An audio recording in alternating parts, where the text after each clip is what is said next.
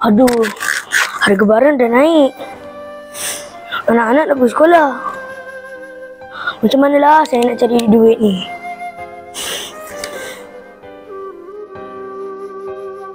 Kenapa nampak susah hati sangat ni? Bukan apa, saya risau. Duit tak cukup.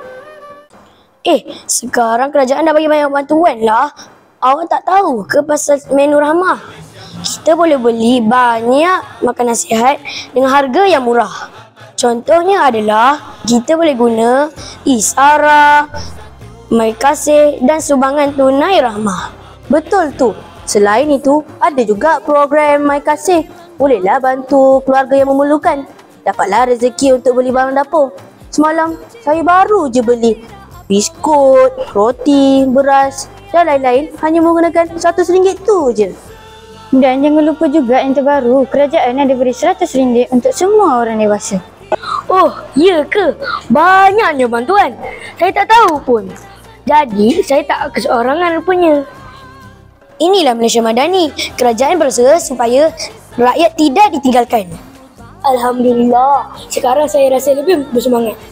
Terima kasih kawan-kawan.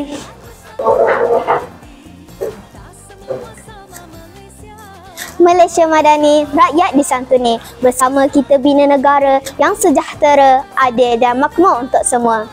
Malaysia Madani, rakyat disantuni. Di megah selamanya kita bersama.